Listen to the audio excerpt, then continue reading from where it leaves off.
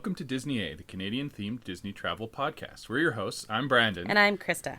Mwah, ha, ha, ha, ha.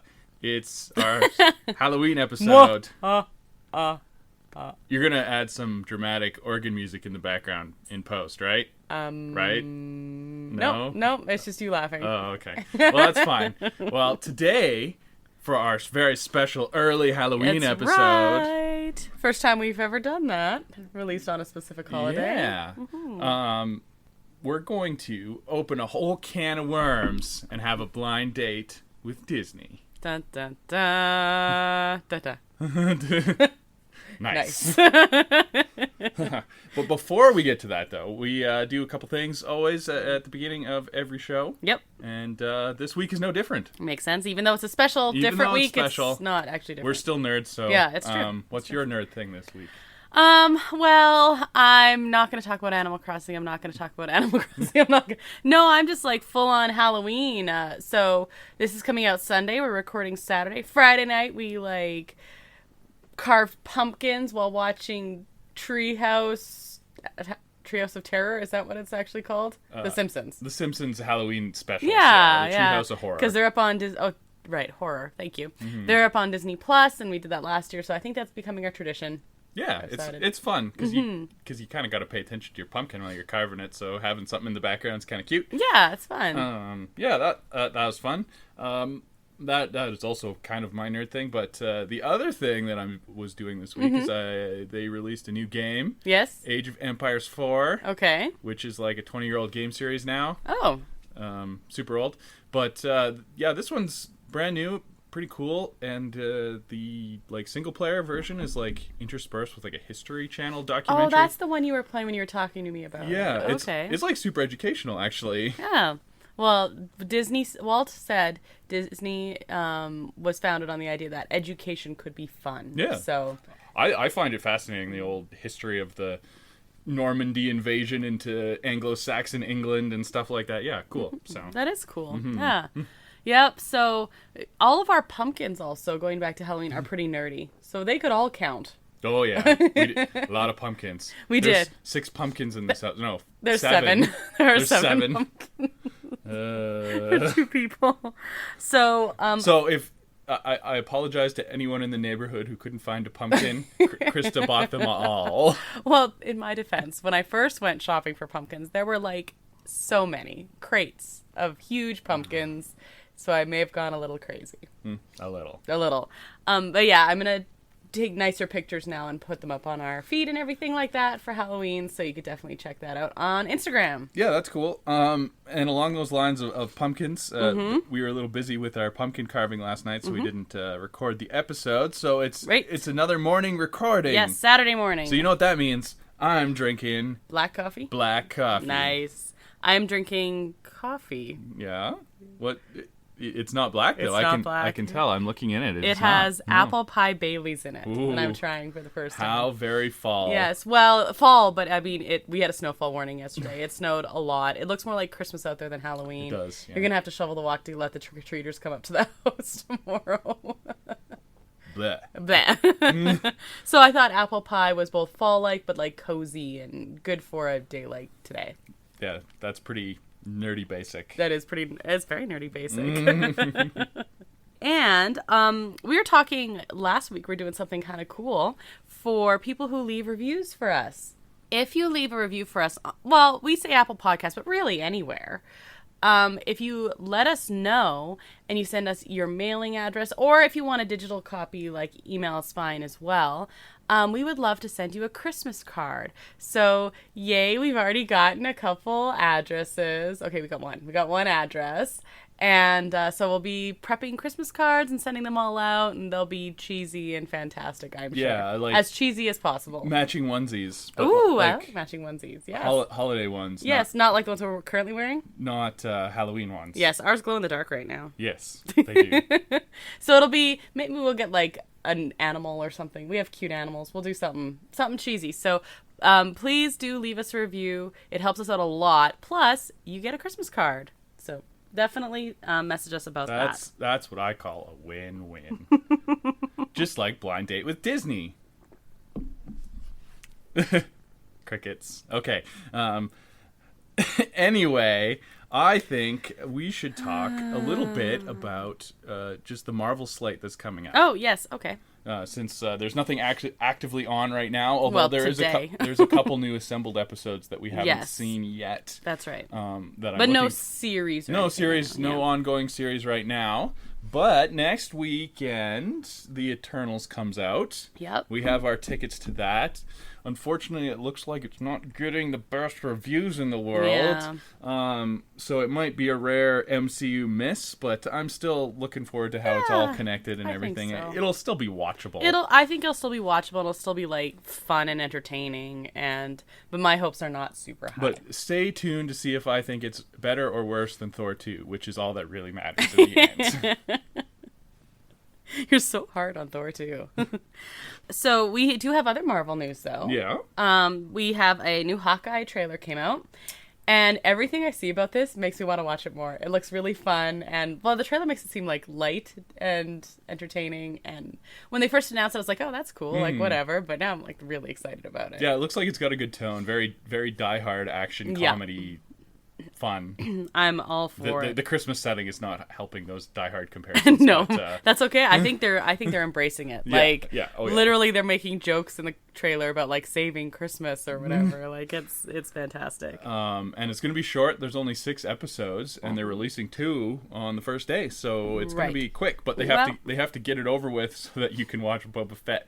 Oh, very so true. Not competing with themselves, yeah. Exactly. And if the whole thing takes place at Christmas and leading up to Christmas, and the trailer says I'll be home for Christmas, you have to have it done before Christmas. That's how that works. So. And it will be. Yep, it will be. Any other Marvel info? I don't know if we talked about it before, but pretty much every Marvel movie after Spider-Man is been pushed back one release window. So that's the trouble with these interconnected movies. One gets delayed or moves out of the way of another movie.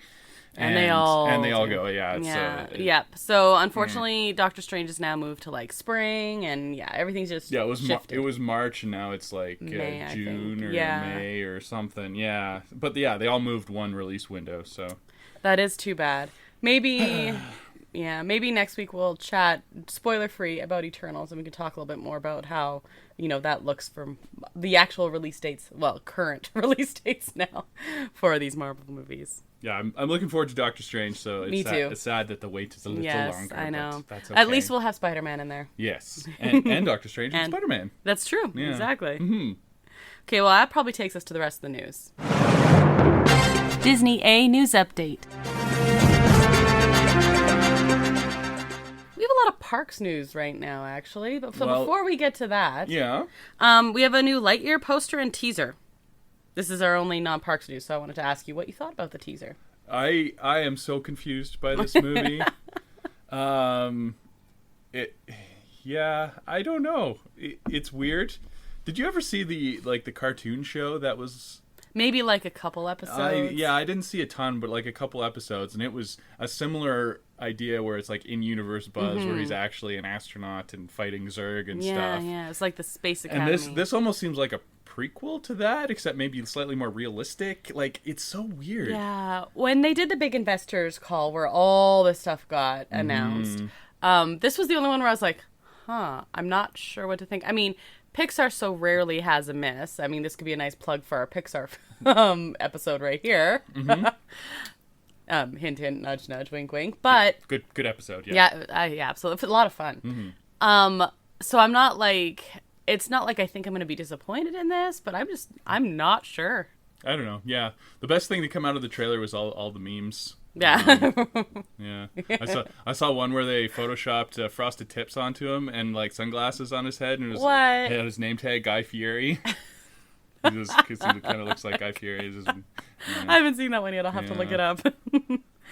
Well, other than that, we have a whole lot of parks news. Oh, well, I mean, the parks are trying to figure out what their new normal is, so that makes sense, yeah. And especially Disneyland is kind of a big question mark right now, because Disney World, the focus is, of course, the anniversary, the 50th. Mm-hmm. So let's talk Disney. So Disney World, first of all, as part of everything, they have the Lightning, our Genie Plus has been released now with the Lightning lanes, things like that. Magic Band Plus has now been released as well. Or announced. Coming. Yeah, It's been announced. Yeah, I think it's announced for early 2022, but I could be wrong on that. I read the article earlier this week. Yeah, I think it's early 2022. It's going to be in conjunction with the 50th.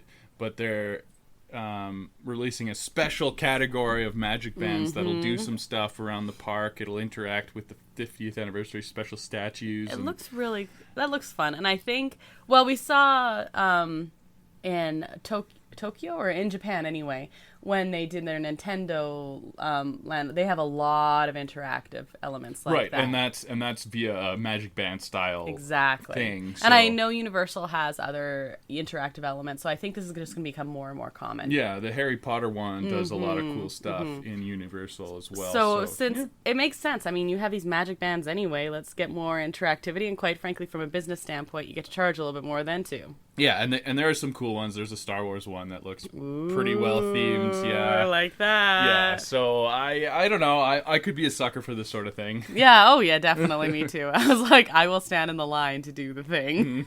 I'm all about that. Well, for me, theming is always number one importance, right? This is just another element to that. Moving over to Disneyland, Main Street Electrical Light Parade is very teased. It is coming back to Disneyland in 2022. It was a glowing snail. It was a glowing snail with this music and the little... he's doing a little dance. It was really cute. And everyone loves the Main Street Electrical Light Parade. I don't know why it is. Well, I mean, I love it too, but you can't exactly put your finger on why it's so loved. Yeah, it just evokes that old Disney magic nostalgia feel, I think, because it's a little more retro than the fancy floats and all that they do for other things, but... And this does have people questioning because the Magic Happens, I think it was called, parade opened like a week before everything was shut down. It was there maybe for literally a week. Yeah. So, and it's meanwhile like twiddling its thumbs over in the corner being like, what about us? Because like, you know, we've had some event parades. Oogie Boogie Bash has a parade.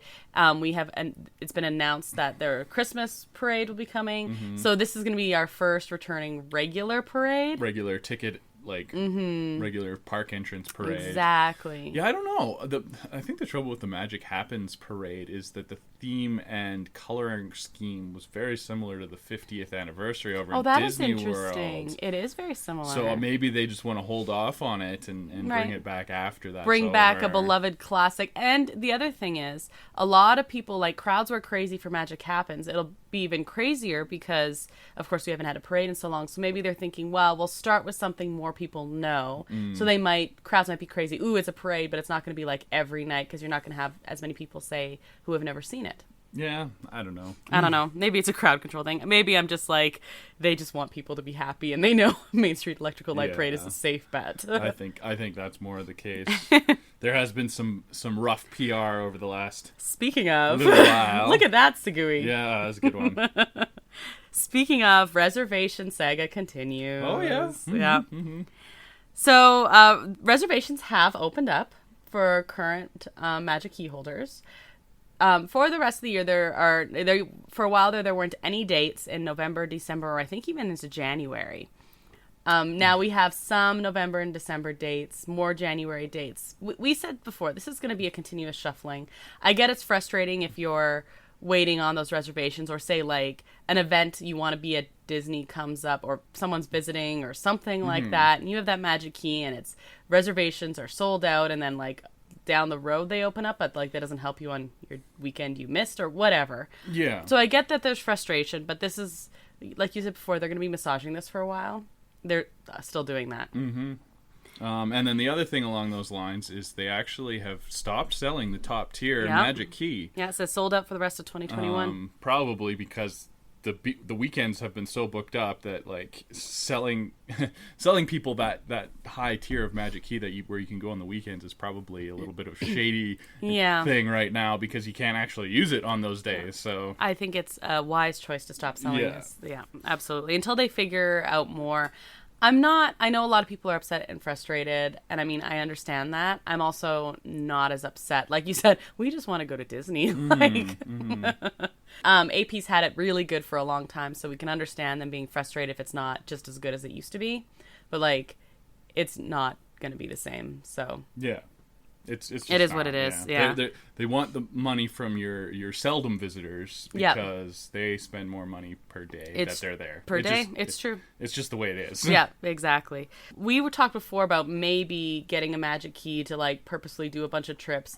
I'm not sure if we do that. I don't think it's going to work anymore. Yeah, because we would have had to do one of the 2 top tiers to get it to work with holidays and weekends and stuff, because that's of course the only time we can travel. And you have to go a lot to make those worth it. Exactly, so, yeah, exactly. I don't think it's a value proposition anymore. Yeah, unless more reservations are readily open, we're probably not going to do that. That doesn't mean we're not going to Disney, and we're not going to spend a bunch of money either. It's just so Disney is basically getting what they want. Yeah, I mean, we would get like park hopper, or like a multi-day park hopper ticket, and then maybe get a Knott's. Yeah, exactly. Annual pass, that's much more reasonable price. That's very true. Yeah. So anyway, it does cause us some questions and things like that, but of course, like, we're not in the position where we're upset or anything like that about this. So it's interesting to watch from afar. Mm-hmm. Mm-hmm. Speaking of Disney and events, right now we have, of course, Halloween going on, but Christmas decorations and merch has started to crop up. Oh yeah, they're quick to switch to that. Oh yes, it'll be full out Sunday night. Oh yeah. There's actually a really cool thing on Disney Plus. The decorating for Halloween is up on YouTube. They don't have that on Disney Plus, but they did a special of decorating for, it's like Holiday Magic or something, and it's the process of them decorating the parks in one night for Christmas. They're just like Santa. They are just like Santa. They did it all in one night. All in one night. That's my magic voice. Oh, it wasn't creepy at all. Yeah, okay. It sounds suspiciously like your haunted girl from horror movie voices. Oh, yeah. Well, she's magical too. Yeah, so magical. Different kind of magic. Yeah. But I don't know. Disneyland Merriest Night info and about merch and food has been released. We can talk about that more next week, and once Halloween is not. Yeah, it's still spooky season. Stop talking about exactly. Christmas. The other news is that happened early this week. It is very reliably released that parking trams are returning to Disneyland. People are very happy about this. Yeah. They've been out since the park's closed. They never came back. I'm not one to be bothered by walking, but if you're paying like $40 or whatever the heck it is to park at your parking structure, and then you have to walk a mile, like literally a mile, just to get to the parks and then walk around the parks all day, that would be kind of annoying. It would be annoying. And then the worst part would be walking back at the end of the day. I was just going to say, that'd be annoying, but not as annoying at the end of the night. Yeah, so I can see why this is a bit of good news. Yeah, especially considering that news came out on the same day that theme park tickets and parking both increased. Mm-hmm. Whew. The increase to park tickets, I didn't even look at the parking because we'll never park there. No. Or almost never. We might drive down one day. Maybe. I would like to. We'd still have to stay in a hotel, though. We'd still park at our hotel. Yeah. So anyway, it's not really going to affect us, but the park tickets increase is not that much. It's like $10 a ticket or something. Yeah. Like, I mean, they didn't increase it when they first opened, and right. It's been a couple years then since they've increased, so that's not too surprising. The thing that raised my eyebrow, though, is that they added a sixth tier. Oh, yes, so to your dates. It's just getting really complicated to figure out what kind of ticket do I need. I mean, I guess if you book the day and your ticket at the same time, then it's fine, but it's just, I don't know. It's getting kind of complicated. I mean, it is what it is. We'll figure it out. We'll go and things like that. But, it is getting a little eyebrow raising. Mm-hmm. The thing that a lot of people are unhappy with is they're raising tickets before things are back to actual norm. Like, there's a lot of experiences you can't do still. Yeah, that's true. You don't have the full Disney experience yet. But increasing all the time, I feel like the same week that they did this announcing Main Street Parade coming back is a good start. People are upset about like the character interactions and things, but I'd say you're probably like 75% of the way to full experience. Like, you can't go hug Mickey, but you can still go see Mickey. You don't have a full slate of fireworks. You don't have Fantasmic. That's World the big of one Color, is Fantasmic and World of Color. I feel, but those will be coming pretty. I feel like soon in the new year. I would say. Yeah. I'm surprised that they didn't announce Fantasmic for the holidays, actually. Yeah, me too. But maybe it'll be a new year. Maybe they're like, let's one thing at a time. So, if you're listening to us on Magic of the Mouse Radio, hi. Hi. Yo, Oh boy, it's Mickey Mouse. You're not Mickey Mouse. Oh. We'll take a break now so we can do some commercials there. Sounds good. And if you're listening to us on any other streaming platform, there will be no commercials. I could make up a commercial. What are you selling? I don't know. Toothpaste. Turtle wax. Lifetime supply of turtle wax. That's what they used to sell on all those old game shows. That's right. Yeah. I don't know. Bad sponsorship. Disney Plus and chill. Okay, so our main topic. I've called our main topic today, Brandon is Evil. Lightning. Organ music. Okay, so it's never a good sign when Brad is like, okay, I picked a movie for you, and then he stands there, starts giggling, and runs away. And he giggles. Yeah, just like that. I'm like, well, that's not reassuring at all, is it? You made me watch Can of Worms for my blind date with Disney. Your blind date with Disney. So, I hopped on... Hopped on the old Disney Plus and kind of took a scroll through their Halloween collection. Mm-hmm. Because I wanted it to be themed for the holiday. And they actually have quite a few Halloween not so well known films. Oh, so you just have great ideas for coming years. Yeah. Yeah, you got a lot. You're covered. Neato. Probably for the next decade. Oh, good. But they all seem to come out in about the same 2-year time period, yeah. like 1999, year 2000-ish. Mm-hmm. They had a bunch of really not high-quality Disney Channel type films. Yeah. Yeah. Yeah. But yeah, this one opened a whole can of worms. Boy, did it. So I'm really curious to see what this is all about. I watched the quote-unquote trailer, which was just a clip, and it looked really weird. I didn't watch that. I just watched the movie. Uh-huh. And then I'm done watching this. Yeah, okay. And if you were following along, I was posting about it on Instagram, a little bit on Facebook, mostly Instagram. So you might have commiserated with me a little bit about this. Okay, so before we get started, this movie was released in 1999. It was part of this whole thing that you said. So were you partying like it's 1999? Probably. When you were watching it? No. No? Oh. Darn. I had a glass of wine, and I think I texted you on point and said I should have picked something stronger. Just straight whiskey. And you said the good news was it was a shorter one. It was only like an hour and a half long. Did not feel like an hour and a half long. Much longer? Much longer. Yeah, it was less. It was like an hour and 20 minutes or something. Yeah. So it was released in April 1999, even though it actually does take place around Halloween like a lot of these movies do. I think, so this is the 6th Disney Channel original movie, and a lot of them are Halloween themed, and I think you can thank the 4th, which was Halloween Town, for that. So Halloween Town was the 4th ever Disney Channel original movie, which you didn't pick for me, and that found a lot of success. That wouldn't be much of a blind date. You've probably seen that 50 times. But that one did well, so Disney was like, what? Kids like Halloween movies? Okay. Plus, then I guess it gives you license to do, like, ridiculous stuff that seems to fit more with Halloween. Mm-hmm. Like aliens coming to Earth. So, okay. Are you ready? I'm ready. I'm excited. Oh, good. So our protagonist is Mike Pillsbury. He is not the best part of this movie. Woohoo! Exactly. I did that while watching this. Yeah. Okay. Only the first time, and then no more. Okay. The best part of this is Barnabas. Barnabas is a talking dog. Oh, well, that's kind of cool. Yeah, but we don't meet him yet. No. Mike Pillsbury. Woohoo! Exactly. Is a high school student. I'm not going to do that every time, don't worry. Thank God. He's a high school student, and he is friends with this guy named Nick, and basically that's it. He doesn't have any other friends. Oh, so he's a big loser? Kind of. He's supposed to be like a super nerdy kind of guy. We open up with him like turning his parents' giant satellite dish. Remember those? Oh, yeah? Yeah. Mm-hmm. Into like some kind of beacon where he's sending a message out to space. Also, before I go any further. That sounds like a bad idea. Yeah. Before I go any further, hey 90s, your technology did not age very well. No. So, future, don't put plots that rely heavily on awesome technology because that doesn't last very long. Yeah.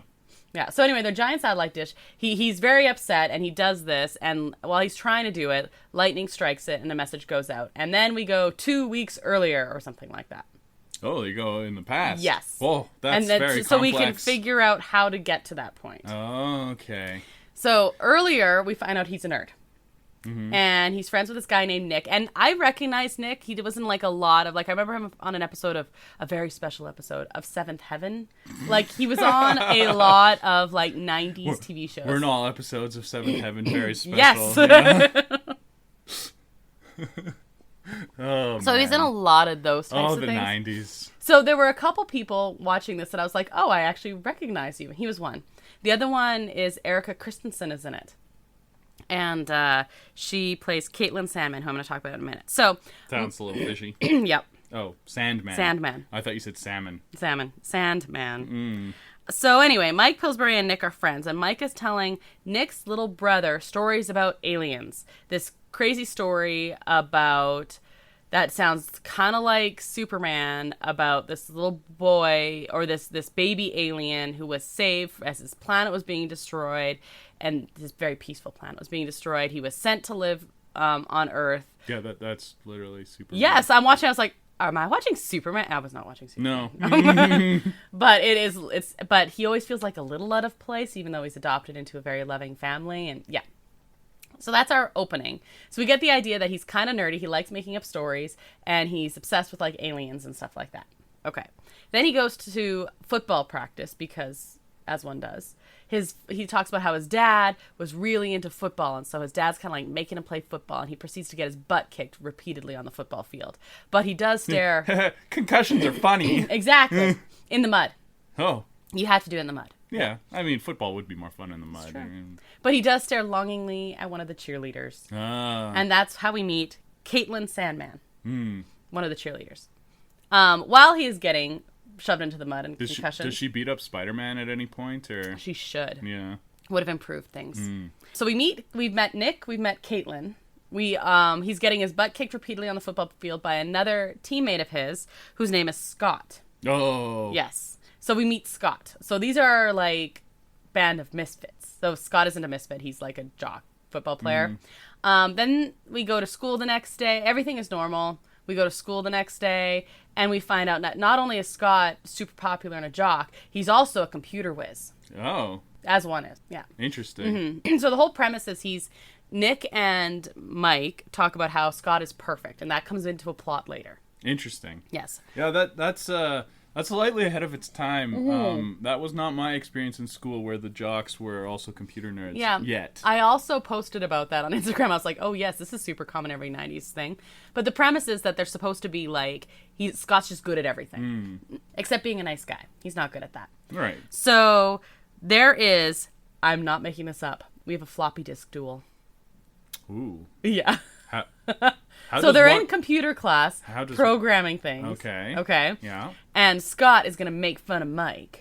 So he like inserts a floppy disk, and everyone's computer screens pop up with like making fun of Mike stuff. And then Mike puts a floppy disk in and makes fun of Scott, and they just stare at each other. Important question. Yes. 5.5 or 3.5 floppy disk size? Was it a hard one? It was a hard one. Okay, so yeah, 3.5. Okay. Yeah. That makes sense. It is 1999. Yeah. The 5.25, I think they were. Well, that was an earlier tech.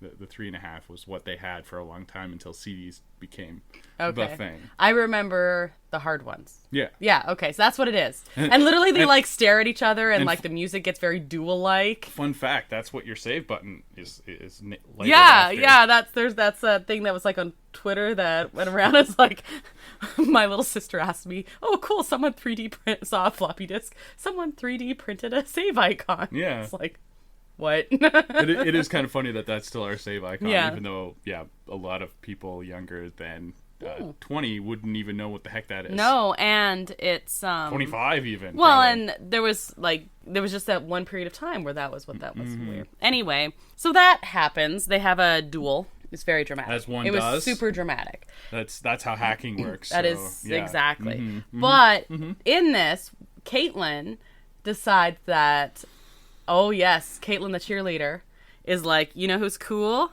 Mike Pillsbury, because he's really good at computers, even though Scott is also really good at computers. But Mike Pillsbury is really good at computers. And Scott is like, Mike Pillsbury sucks because he made fun of me just like I was doing to him. Dun, dun, dun. There's high school angst going on. Yeah, okay. Okay. Definitely sounds like what a cheerleader would do, but okay. Totally, Continue. yeah, 100%. And it gets better. So... I haven't heard any worms or Oh, cans. I kept track of the first time that we saw any worms. Okay. Okay. It's not yet. It's not for a while yet. Yeah. Okay, like 2/3 of this movie, no worms. No worms. Or aliens. Or cans? Or cans. It was weird. So later that day, we've got... Oh, they also hang out in the treehouse a lot. Mike and Nick's little brother. Caitlin shows up at Mike's house and is hanging out in his bedroom because all high school parents, when attractive girls come over, are like, definitely go wait in my teenage boy's bedroom for him. Yeah, totally. Yeah, okay. Mm-hmm. But, good call. Yeah. Like, so... As a high school teacher, there were a few moments where I was like, have these people met high school students? And I think the answer is no. Yeah. This was one of them. So we also had the really fun, sped up, like run into the house when he realizes Caitlin is waiting for him in his room. Oh. Oh, no. Yeah. He climbs out of the treehouse and he runs up, and then it slows down just as he gets to the bedroom door. And instead of, like, awkwardness because super nerd and... cheerleader, they just like start talking like whatever, and now we're besties, and she wants his help because there's going to be a Halloween dance. Oh. Of course there is. Okay, yeah. And there's no budget, so because he's a computer whiz, they're going to like make it super cool. So they... With computers. And a montage. Well, a montage. Yeah. Even Rocky had a montage. So they have a montage of them making the dance super cool. Scott, though, is upset because Caitlin, the cheerleader, is hanging out with super nerd, who does everything that Scott also does, but super nerd. Not quite as good at football, so he's a super nerd. Oh, yes. So Scott decides he's going to hack into the computers to embarrass Mike at the dance, which he does. So Mike gets very upset, and he runs out into the rain, and it's very dramatic. Does he use his mind powers and kill everyone? No. Oh. I know. There was no pig's blood. It was a whole thing. Lame. Right? Okay. So, and then, while he's all upset in the rain, leaving the dance, he makes his satellite dish thing and calls out to the aliens. So now we've caught up with the beginning. So we have upset Mike, who says he's being held hostage on Earth. He doesn't belong with people. People suck, basically. And I mean, like, you know. I mean, fair. But probably don't tell aliens that. Right, because you know what happens? Yeah. They answer. Oh. Yeah. Okay, so our actual plot starts at about halfway, 2/3 of the way through the movie. Right on. Yeah. So we're going to get some worms now. No. Oh. We're going to get the talking dog. Who's the best part of this movie? I do like dogs. And he's a really cute dog. No. So his name is Barnabas, and he talks, and he doesn't like... He belongs in a dog world. And I personally want to go to Dog Planet. Oh. Yeah. And when he shows up and he starts talking to Mike, and Mike's, of course, like, well, I'm crazy. That's cool. And Barnabas is, like, explaining... He's basically going to be the dog who explains everything to everyone. Oh. And he says, others will come, others will answer, not all of them will be good. Dun, dun, dun. Dun-dun. Is that just a thing now? Yeah. Yeah. Oh. So they're not all going to be good. He says, I'm good, trust me, don't trust anyone else. That sounds like something somebody shifty would say. Well, that's what I thought, but no, talking dog's cool. Oh. Yeah. Well, I mean, dogs are cool. And also, Barnabas is a great name for a dog, I personally think. Yeah. So, and he kind of is like golden retriever-y. So, like, I was on board for Barnabas the golden retriever dog. Golden retriever-like dog.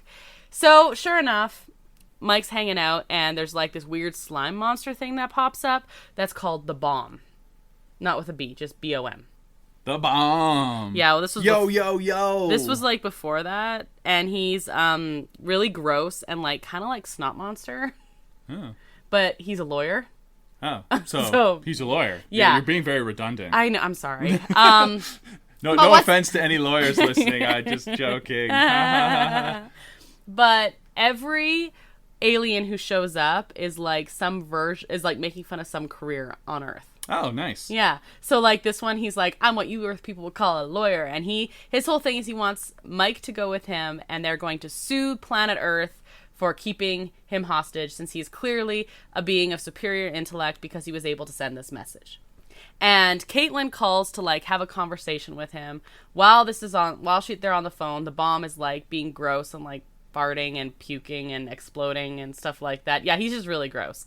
And, so Caitlin gets upset, and, you know, further teenage woes happen. Oh, woes. Exactly. Caitlin's, like, a fixture about these teenage woes, even though she's, like, really nice, as all cheerleaders are. Oh, yeah. It's definitely. That's what they're known for.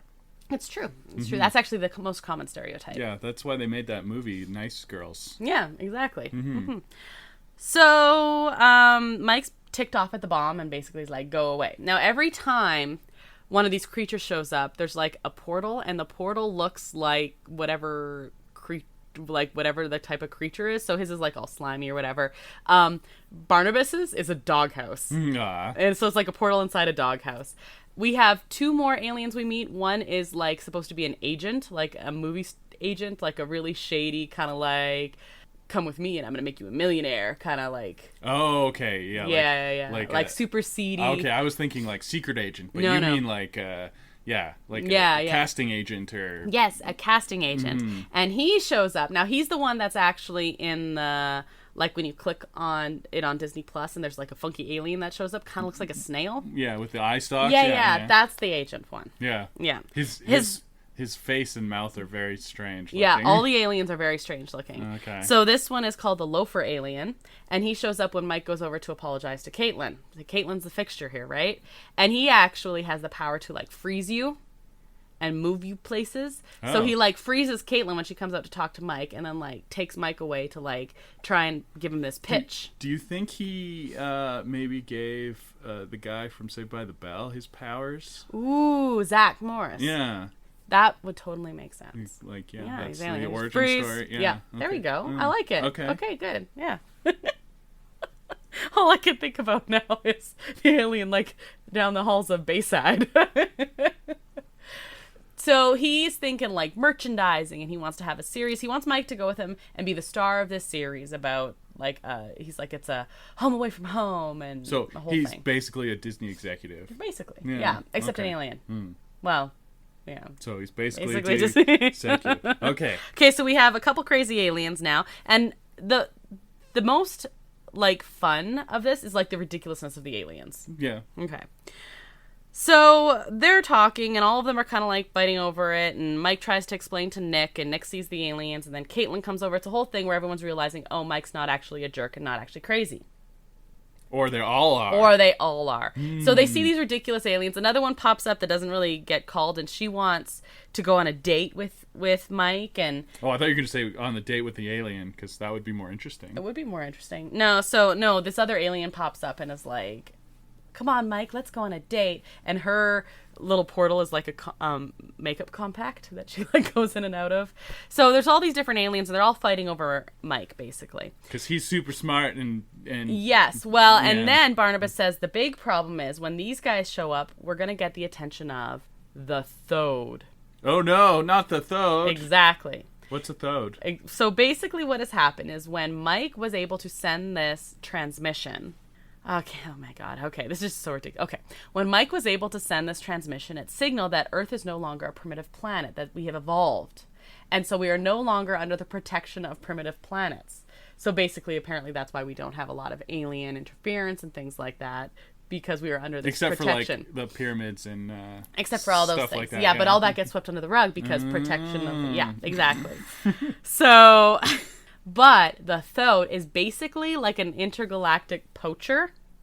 He, like, goes around and he takes interesting specimens, like people or aliens or creatures or whatever like that from different planets, and kind of like has a makeshift zoo kind of thing. Oh, like the Collector. Yeah, he's kind of like the Collector, except he's kind of like the Collector. Or like the Predator without the murdering. Yeah. So anyway, that's kind of the Thode. Okay. So while we're, like, explaining all of this, to Caitlin now has shown up. So we have Nick, we have Caitlin, we have Barnabas, who's like, and they're all like, "Ooh, talking dog," and we have Mike, and they're all, like, freaking out. Mike decides he's going to go with one of the aliens because he still doesn't want to be around people. He wants to be alone. Whoa. That's some serious incel energy there. Talk about a can of worms. Well, and Barnabas I'm just going to go with the aliens because I'm sad. Yeah, that's basically it. So he's trying to decide which alien he wants to go with. And Barnabas is saying, like, when he sent this, man, did he ever open a can of worms? And then he says, but you have to beware of the Thode because he's the biggest worm of all. Oh, so like Dune. Like Dune. Okay. Yeah, the Dune worms are much cooler. Oh. Yes. Yeah, okay. Anyway, while they're talking about this, portal opens up. Crazy long, like, frog-like tongue comes out, and they're all, like, running away and things like that. And who should show up at that exact moment but Nick's little brother? He's like, oh, man, there's a cool story going on. So the Thode accidentally steals Nick's little brother. And they're all like, oh, no, Nick's little brother? We should save him. Seems like a very important character that is named Nick's little brother. I'm sure he actually has a name. I just don't remember what it is. He exists only to be Nick's little brother. Right. Who really, really, really likes Mike. He thinks Mike is the coolest guy ever because Mike tells him these stories about aliens. Come along, plot device. Yeah, that's exactly it. Come along, plot device. I love that. That's exactly it. Because he's like a little kid. And yeah. So, Barnabas explains that the Thode probably didn't mean to steal Nick's little brother. Plot device, yeah. Little plot device, yeah. But the Thode will keep coming back and keep stealing people until he finds the perfect human specimen. And then he'll just move on to the next planet. So they're all sitting there going, oh, the perfect my God, are they going to sacrifice Scott They're today? going to sacrifice Scott. That is some messed up stuff right there. Well, okay, so I was offended on several accounts during this whole scene. So they go to Scott, and first of all, they break into his house and kidnap him. Well, they, like, get him to come with them. They trick him, basically, because they send Nick, and Nick says, Mike's calling you out. And so he's all like, grunt, grunt, arg, arg, but also computer genius. So he goes in, and they explain to him that that this is going to happen. And he's like, well, that's stupid. I would never help you. And also, you're insane. But then they flatter him because he's the perfect human specimen. He's perfect. He's human. And so he's an excellent one. And then he's like, I don't know, because he's like likes being flattered. And so they're like, I dare you. Are you scared of something? And he's like, okay, I will do this thing. So he's going to be the bait for the Thode. Okay, bait, yeah. They're not just like going to ship him off. No, they're going to be the bait. They keep saying, we have a plan. They have a plan. Yeah, the plan is to let Scott go and be in the zoo. But they also want to get back the little brother as part of the problem. I think if the little brother wasn't... And literally they say the plan is to get back the little brother. I don't think they care too much about Scott's. I think Scott's inconsequential here. And all I could think about this entire time, I was getting really upset. Because literally...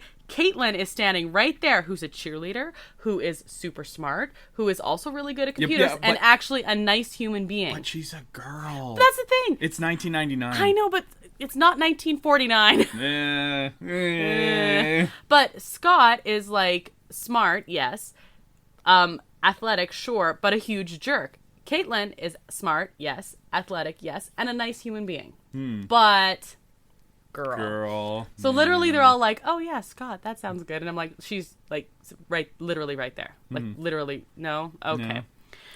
No. Anyway, that was my little anger. Okay, yeah. No, fair. That's dumb. That's super dumb. And so anyway, they agree to this. Thode shows up. His little tongue thing sticks out. We don't actually fully see him. Oh. We just see the tongues. We do later. Oh. We see the tongue stick out, grab Scott.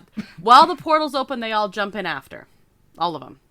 Nick, Caitlin, Mike, and Barnabas. I thought that you said they had a plan. That is so far the plan.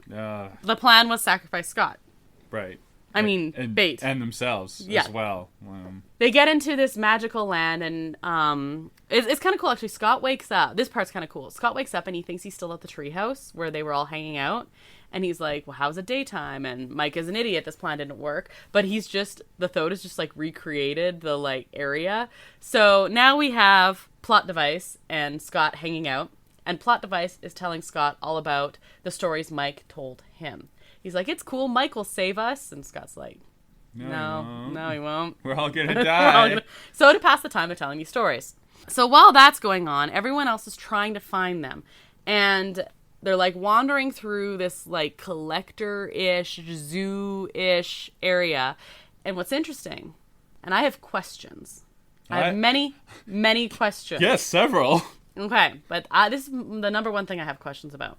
We see an alien who exactly matches the description of the alien that Mike was talking about at the beginning of the movie to Nick. It's Nick's little brother. It's a plot device. Right. Yeah. We just call him like Plotty or something. Little Plotty. Little Plotty. So he exactly matches, and Nick's like, "Whoa, that's weird. How'd you know?" And Mike's like, "I don't know." And they're like, "Cool." And then they move on.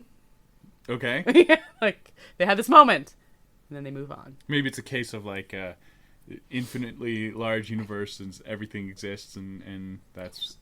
But wait, there's more later. Okay. Okay. So anyway, they find the Thode, and the Thode looks like a human being, and they are talking, and then the Thode gets angry, and so he becomes they like run away, and he becomes less human-like. He like breaks out of his skin and becomes like this weird. Did you ever watch the Mario and Luigi movie? I did, yeah. Do you remember the Koopas? Yeah. That's what he looked like. Okay. Okay. Cool. Yeah. It's kind of like not a worm, but I think he's supposed to be like a worm. But he was more like he had a frog tongue and like weird turtle head. I don't know. It was a thing. Yeah, so they're running away from him and they trap him. And then they're like running around and he can't figure out. They get the key from the Thode to let out plot device, little Plotty, and Scott. Oh, they are going to save They are Scott. going to save Scott. Well, he's with Plotty. So they have to save Plotty. Like, can't they just like leave him behind for distraction purposes? Well, I mean, maybe. We haven't gotten out yet. But they can't figure out how to open up because they're all like just glass and there's no like place for a key. So he goes to the alien that matches the alien from the story at the beginning, and they're all like, "How'd you know?" And they just like stare at each other for a while and apparently communicate like telepathically or something, because he's like, "Oh, I know how this works," and he takes the weird key-like thing and like makes a design on the glass, and then it like magically opens, and alien runs away. We don't know how that was communicated. They just like stare at each other knowingly for a while. Yeah. And then he runs and he saves Plotty and Scott, and they run away, and he releases the other aliens, and they all kind of like jump back through the portal, and they think they're okay, but the portal isn't closing because it cannot close while something is traveling in between worlds, because the Thode is coming to Earth. There's also only 4 minutes left in this movie. Yeah, I'm like, this is a short movie. There's a lot. Yeah, I even said, I was like, what? Like, I think it was like 7 minutes left at this point. 7 minutes left. Like, what the heck? So Barnabas starts contacting. He calls 911, which is also the number, conveniently enough, for intergalactic police. Oh, handy. Yeah, super handy. Mm-hmm. So easy to remember. Yeah, exactly. So Thode shows up here.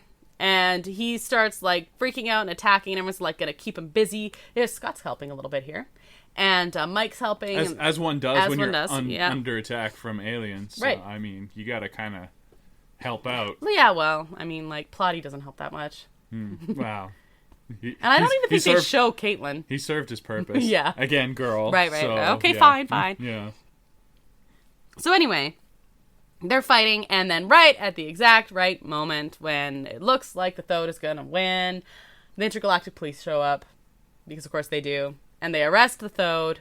Are they just like regular cops? No, they look like aliens. That'd be hilarious. But they're dressed like cops, but their heads are also like flashing sirens. Oh. But they do red and blue and make the same police sounds that they do on Earth. Weird, hey? Not like the Minions? No. Be-doo, be-doo. I was a minion yesterday at work for Halloween. Yeah, okay. So they show up and they arrest the Thode, and then they're like, "Oh, we have questions," and Barnabas is like, "We would be happy to answer them," and they all start talking to the police and things like that. Now there's like 2 minutes left in the movie. So we now have time has moved forward. It's like a couple days later, and Mike is sitting on the bench at the football game. Barnabas comes up, sums everything up. They were able to convince whoever it is they had to convince that it was an accident, which it was. That the communication was an accident. Earth is still a primitive planet, don't worry. So it will go back under the protection of the primitive planets. And Barnabas offers that Mike can go with him if he wants to leave Earth. To the dog planet? I'm like, this is sweet, dude. But we found out Barnabas's dog planet, they have evolved beyond needing human contact, so they don't like getting petted or hugged. Oh. But but at the end he says, "You may scratch me behind my ears if you like." Mm-hmm. So he says, okay. So he does, and he's like, "Oh, that's actually really good." He's going to convince all the other dogs on Dog Planet that pets are good. I would go and be a missionary to Dog Planet and help convince them. You're such a giver. Yeah. Magnanimous like that. But Mike says he has learned that his place is actually here on Earth with his friends and his family. And then he goes on the football field and gets his butt kicked by Scott again. And Scott's like, "It's okay, man." And he like helps him up out of the mud. And then they like, ha, ha, ha. And Caitlin smiles at them. And his family's cheering for him. And credits roll. And I'm left with questions. Like, but that's why? the end. Like, why? And also, is he an alien? I think he's an alien. The kid? Yeah. I think his story is actually true. I think he's supposed to be an alien, and that's why he could like do the weird communication thing that no one else could do. He was the I think it was supposed to be the kid that was. So he's Superman without the powers. Yeah, I think so. Yeah. I think his powers is mediocrity. Yeah. That's unfortunate. Yeah. But anyway, that's the movie. Good movie, right? Are you gonna go on a second date with this? Not with a can of worms. No. No. Oh. I was like, I scrolled through the Hallow Stream options, and I'm like, there are other things you could have picked. There were many. Yeah. Some of them probably around the same level of quality, but yeah. Are you sad you missed out on this movie? Not at all. I watched the 2-minute clip or whatever that they call the trailer, and then like, laughed maniacally. Yeah, it's like ha ha ha. Well, I can honestly say ha. I would. One thing, remember I said that I was up for this because I'll watch movies I never would have watched otherwise. I never would have watched this movie otherwise. Probably turned it off 5 minutes in. If I did, yeah. So thanks for that. You're welcome. This was very evil, very in keeping with Halloween. Perfect. I am evil. So, that was Can of Worms. You opened a can of worms. I sure did. After I watched it, I proceeded to grumble and glare at you for the rest of the night, and you thought it was hilarious. I just sat in the corner giggling. Well, you just remember, eventually, we're doing way more me watching than you, but eventually it will be your turn. Yeah, I can take it. I'm actually going to I kind of like bad movies, to be honest I'm actually going to plan a series of... I'm going to have a theme, and I'm going to do a series for you of ones that you haven't seen that you're also going to do separately from Blind Date. Like, you're going to watch a whole lot of Disney Channel original movies. Oh. Because you've never seen High School Musical. No, I haven't. Yet. Oh. I think the trilogy, actually. Oh. Okay. So you just remember all of these moments. Okay. I will sit down and watch the trilogy and try and piece that one together for you. And I think that'd be fun because so many people have seen that it could be like your take on it. Sure. Okay, so... Last week, instead of doing trivia, we found out what villain you were. Mm-hmm. This week, I want to see how good you are at identifying Disney's evil laughs. Oh, evil laughs are important. Yeah. So, what I have here is I have a YouTube video of the top 8 Disney villain laughs. And I'm going to play you the laugh, and I want you to try and figure out who it is. Okay. Okay, ready? Yeah, I'm ready. Okay, here we go.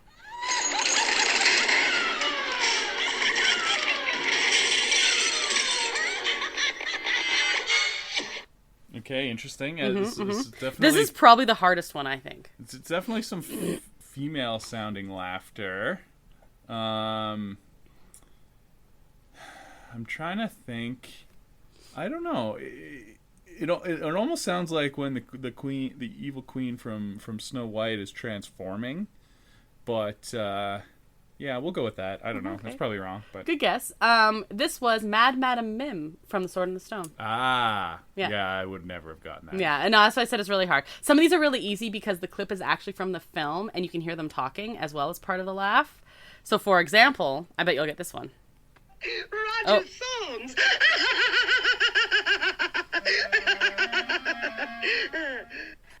I didn't quite hear it, but it sounded kind of like the Mad Hatter or something. Okay. So, yeah, she did talk right at the beginning. I had tried to cut that part out a little bit, but that is actually Cruella de Vil. Oh, really? Yeah. Yeah.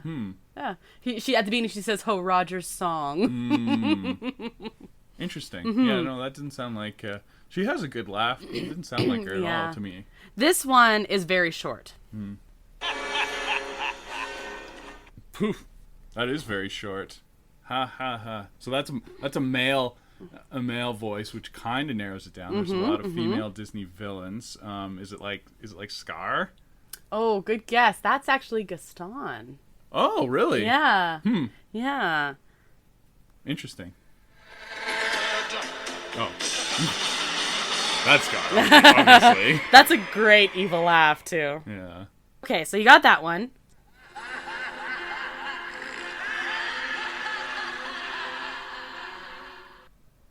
That's my favorite evil laugh.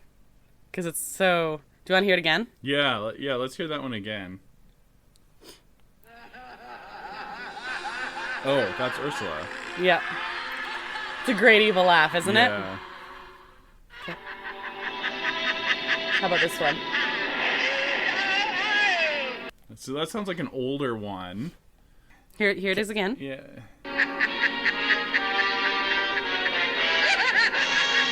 So maybe that's the evil queen. That is the evil queen. Okay. Good job. That's right after she's turned into a hag, actually. Yeah. I think this one kind I of know that's like her famous laughing, evil laugh It's really scene, good, yeah. hey? Yeah. Mm.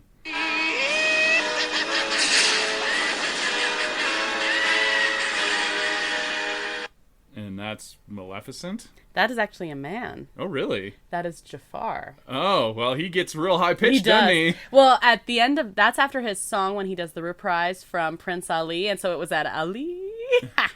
Like, Okay. he kind of like... That That's is why he was quite- so high. Quite the cackle he's got going on there. Yeah, that is actually Jafar.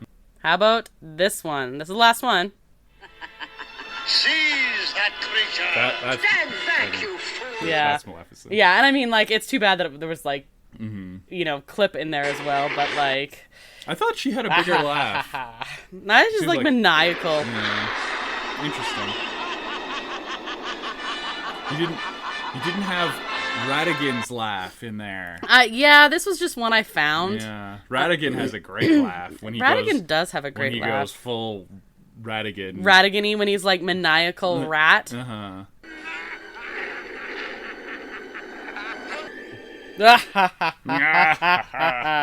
And like on Big Ben and stuff. That's a great evil laugh moment. Mm-hmm. I think you did pretty well. That was pretty tricky. It was. Yeah. I actually found one before that was like 20-some, and it had like Star Wars and Marvel and stuff like that. You probably would have done better with, well, I mean, one is like Vader, so yeah, fair. But yeah, that was fun. So that about wraps it up. And goodbye, spooky season. I miss spooky season already. I know, but happy Halloween to everyone who's listening today, and Yeah, go trick or treat Yeah. and get you some candies. absolutely. I'll be handing out candy here a little later. You won't be. No. I'll be hiding with the dogs. Watching scary movies? Yeah, I'll probably throw on a real good scary movie that you don't want to see. 'cause Yeah, you I get only like the scared. fun ones. I don't like actual scary ones. So contact us on our social media or through our website to chat, suggest trivia, drop us your info if you want a Christmas card, or just to say hi. And that's our show. Thanks to El Mule, who's responsible for the custom theme song you heard at the top of the show. You can find a link to his work at our website at disneya.wixsite.com/podcast, where you can also find a link to all of our social media accounts. You can also find our email there, or if you want to contact us through Instagram, is probably where we're most active. Yeah, you're good on the old gram and The stuff. Gram, yeah. Where you can also go and find, because I put up a couple videos on our feed about my me watching. Can of worms. In fact, that's what I said, because it flashed across the screen very dramatically. There was lightning. It was Yeah. a thing. Oh, It was yeah. so Halloween, so spooky. So spooky. Spooky how bad it was. You can find us on Instagram at disneya.podcast, Facebook at disneya, and Twitter at disneya.podcast. You can find Disneya episodes on all of your favorite podcast streaming platforms and on our YouTube channel, Adventures A. And if you've rated or reviewed our podcast, thank you so much. And if you haven't yet, please do. It really, really, really, really helps us. Especially, hey, we have new viewers. We do. It's Listeners, wonderful. Usually. I said viewers, didn't I? It's listeners. I mean, you could view the blank screen on the YouTube channel. Technically, you'd be a viewer then. Technically, I meant listeners. You Yeah. are correct. Yes. But, you know, it would be really awesome if you jumped on and gave us a quick rating. It helps us a lot. And we can send you a Christmas card if you like. Of course, even if you don't want a Christmas card, we'd still love a review. If you... Or a message. Or a just message, a or a hello. Yeah. Yeah.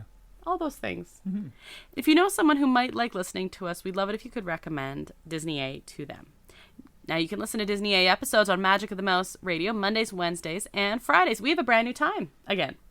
3 p.m. 3 p.m. Yes. Eastern time, yeah. And Magic of the Mouse Radio can be found on most radio station apps, as well as the new station for Magic of the Mouse, which is Park Pass. And definitely check that out if you are missing the theme parks like we are. Yeah. Sad. Yeah. So next week, speaking of theme parks, we're heading to the parks. Finally. Not actually. Aww. We're going to take a closer look at Galaxy's Edge. Yes. Yes. So dreaming and thinking, but like a bit of a, if anything you want to know about Galaxy's Edge that we can answer from afar, we're going to answer. Except about Rise of the Resistance, because we don't know a whole heck of a lot about that. Yeah, we can talk about when it opened and stuff like that, but we are staying as spoiler-free from Rise of the Resistance as possible, which is impressive with how long this has been. Yeah. We thought it was going to be like a couple months. When we made that decision, we were supposed to be going there pretty quick, and now it's been like a couple years. But we're committed. We are. Like, it's a thing now. So be sure to tune in and learn all about Galaxy's Edge and all that fun Batuu stuff next week. So I'm Krista. And I'm Brandon. And until that next adventure, TTFN, ta-ta for now, and happy Halloween.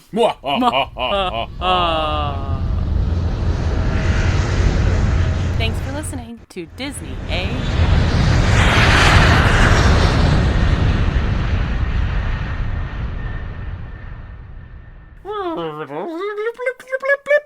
Rewind. Go. Turtle wax. Lifetime supply of turtle wax. I actually kind of want to be sponsored by a lifetime supply of turtle wax now. Lightning. Organ music.